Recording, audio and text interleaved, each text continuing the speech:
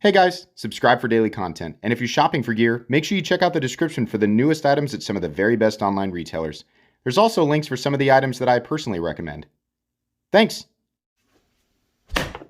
What's going on YouTube? Metal Complex here, and today I've got another short little unboxing to share with you guys. I don't know what's in here. We're going to find out together. This was sent to me by Lucas. Thank you very much, Lucas. Likely responding to my recent community post about knives I wanted for review. You can still go check that out in the community tab. Thanks so much to my generous patrons who are supporting me right now. There's a link for Patreon down below, and please make sure to follow me on Instagram at metal_complex. Did you guys know that I'm about to hit 60,000 subscribers? He keeps saying that. There's a lot of stuff that I say in every single video. I found that reminding people is helpful. Slightly obnoxious, but I mean, come on, right? How long have you guys been watching? Slightly obnoxious is kind of the name of the game with this channel. I'm sure I'll get some harsh feedback from that. Anyways, yeah, I'm about to hit 60,000, so make sure you're subscribed. Even if you think you already are, go and check, because I'm going to give away some awesome stuff, and you won't want to miss when that day comes, because there will be instructions on how to enter for it. Specific instructions. Okay, we have a Kershaw. Always happy to see more Kershaws. And we have a note. I'm always happy to see more notes, for sure. Hey, MC, here is the Blade HQ exclusive blank in D2 and G10. I know it's not perfect, but I think it's a fun little piece. Hopefully you enjoy it. I don't have an Instagram or YouTube. No worries on promotion. On a side note, I am a paramedic / firefighter, so as you can imagine, last year and a half or so have been extremely stressful. I can only imagine. In fact, I can just barely imagine with all that's been happening. So I thought I just want to say thanks for all the videos. They make for an awesome escape from things. Keep up the great work. Well, Lucas, thanks for everything that you do, and I'm honored. I am legitimately honored that you find escape with my content. That's really, really cool. Thank you. That really made me smile to read that. Thank you very much. Seriously, thanks for what you do. Let's go ahead and open this up here real quick. Yeah, okay. So, I wanted to look at this, you know, because I haven't looked at a lot of Kershaws lately, but this is the static cleaver in D2 and G10, which is apparently a Blade HQ exclusive. This is an in-house design. I will absolutely link this down below.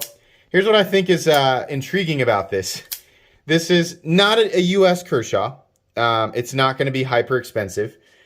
I just almost always assume that every single one of these Kershaw, knives that are not US made are going to be assisted. And this is not. It's running on bearings, and it is impressively smooth. I'm not going to call it, is it a double clutch? No, the detent balls, no, I'm sorry, I'm wrong. Where that lands, it's very, very close. You have to have your thumb way back for it not to hit, but it's close. You're definitely going to, here's where the detent ball lands, right there. Right? So, that's okay. The ZTO 562 does that as well, and I still recommend that knife. Nice, big forward choil. Cleaver blade, right? This is going to be for some people and not for other people. There's obvious, benefits and drawbacks for cleaver blade. Obviously, you're going to have more strength out at the tip because there's a lot of material out here, right? So not as likely to chip, or, the tip on a Spyderco PM2 obviously is going to be a little bit more delicate. But there's no real, it doesn't have like the most aggressive puncture tip either. So some tasks are going to be made harder. I'm kind of surprised at the amount of ergonomic room on this thing.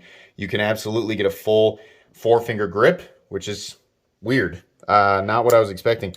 I was also kind of expecting this to be a steel, or I'm sorry, I'm surprised by the fact that it is not a steel frame lock. It's a steel liner lock, which is better in my opinion, because especially on a knife that's a little smaller with a more narrow frame, you don't have to worry about where you're putting your fingers on this side. We got a gooseneck pocket clip that's obviously something that Kershaw, Kai USA slaps on a lot of models. It's fine, but first impressions, honestly, it's a bit big. This pocket clip needed to be like this, right? I can feel that goose bill poking into my hand a little bit. Real happy that this is D2 and not, something else. 8 CR, 13 MOV, 7 CR. I've seen Seen some weird steals here and there from Kershaw on the lesser expensive end, so it's nice to see D2. I'm happy with that. Honestly, this is kind of neat. I mean, it's kind of vanilla and kind of not, right? But it is, and it's not assisted. It's D2 and G10, and it's going to be really inexpensive. So, not a review, just an unboxing and first impressions. You guys can absolutely, well, I'll see if I can link this right down below. You said Blade HQ exclusive. I'm assuming it's still available. I'll link it if it is. I think that's going to be pretty much it today, guys. Like I said, make sure that you are subscribed so that you know when the 60K giveaway comes. Thank you again to Lucas for sending this in for review. Please make sure to follow me on Instagram at metal_complex. If you enjoyed this video, leave a like. If you'd like to check out my other content, I do, of course, have lots of videos of knives that are either expensive or inexpensive that I do or don't like, so check those out. And if you enjoy all my content, go ahead and click on the... Go ahead and click on that Metal Complex logo right there and subscribe because there's definitely more coming. Thanks again for watching, everybody, and have a great day.